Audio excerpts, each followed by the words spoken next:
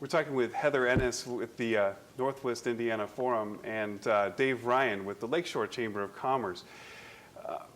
Do you think at this point that businesses are prepared to actually bring down that double-digit unemployment? Do you think that employers are ready to step up to the plate to actually get unemployment down in this area?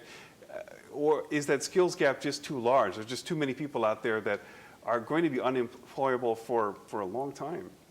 I think in our community there's a lot of people sitting on money and have been apprehensive in the past few years about reinvesting, about expansion and so forth, not with a little bit of uncertainty because it's been such a slow recovery from the recession.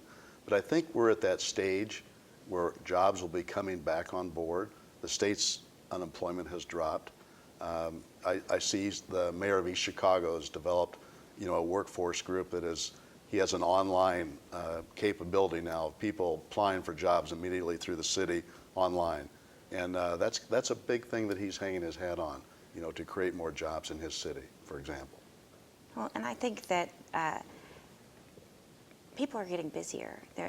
Orders are starting to come in for these companies. The whole economy is picking up. So as these companies get busier, we've all tried to do more with less. But fortunately, we're going to have to bring more people back in order to fulfill orders and accomplish the work that's out there.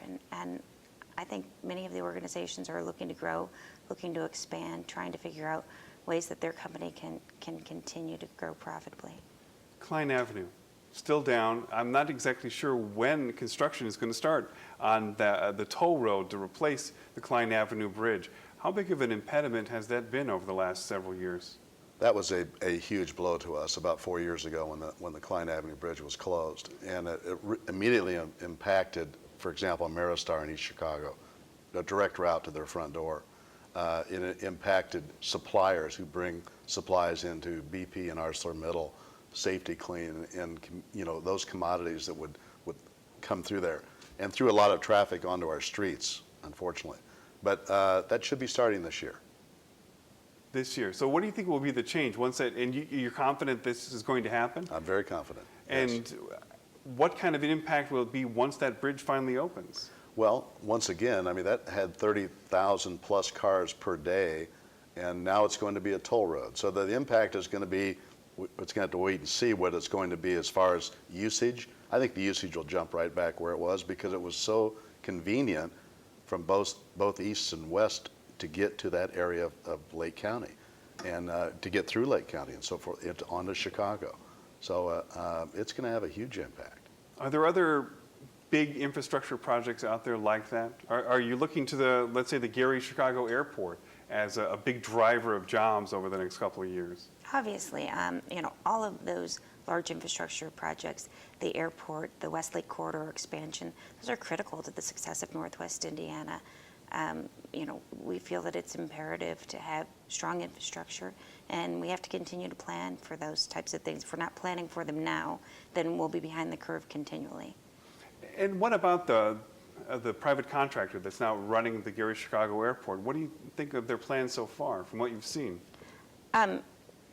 We fully support the airport and we support the RDA, and we're excited about the opportunities that are happening there. We've got quite a few airport systems in the area and think that there are great opportunities with all of them. So I haven't met directly with the new group running the airport, so I can't speak to them directly, but are we waiting for these jobs to come back, some of our big major employers to just simply hire more, or do we need to go in a different direction? We need to diversify this economy, obviously, and that's been done with advanced logistics and healthcare and other avenues. For example, our reliance on steel has always been been the backbone, and it still is the backbone. You look at the thousands of jobs that are created on the 5 integrated mills that are on our lakeshore. But diversification is important to us. Diversification is important. So are we concerned that steel just isn't going to be what it was, 10, 20 years ago? Are we moving off of steel? Is that going to ever happen in Northwest Indiana? I don't know if you can say we're going to move off completely, but we've weaned from 50,000 employees down to maybe 14,000. And that was not a very comfortable transition. And process is going to continue to dictate that you will be able to do more with fewer workers. Advancements in technology are going to continue to dictate that. So it's imperative that we diversify our portfolio. And, we were doing it with Fronius. We're doing it with Monosol. We've got, quite a few really interesting companies here in our region that are starting to make a big difference and be great employers. Are we just married to the idea that this is going to be a manufacturing area, even if maybe it's not going to have enough the number of steel jobs it once did, but we're going to see manufacturing here, even if it means bringing in new companies? We're a manufacturing state. We used to be an agricultural state, but we are a manufacturing state, no question about it. And if you look at the changes right now from steel to aluminum for car bodies that are being made. I mean, what that does, that competition forces steel making to look at different avenues of making lighter steel, which they're doing right at the World Research R&D labs here in ArcelorMittal in East Chicago. And competition is going to drive that. It's going to make things better for everybody. Aluminum might be a little more expensive, but it's lighter. And now, with Congress pushing for greater mileage per car, you have to go to lighter bodies. So you think that the steel industry can hang on to the car industry even with all those changes? I think they can, absolutely. All right, well, that's unfortunate. We're going to have to leave it. Heather Ennis with the Northwest Indiana Forum and Dave Ryan with the Lakeshore Chamber of Commerce. Thanks to both of you. Thank you very for having much. us, Steve. Thank you.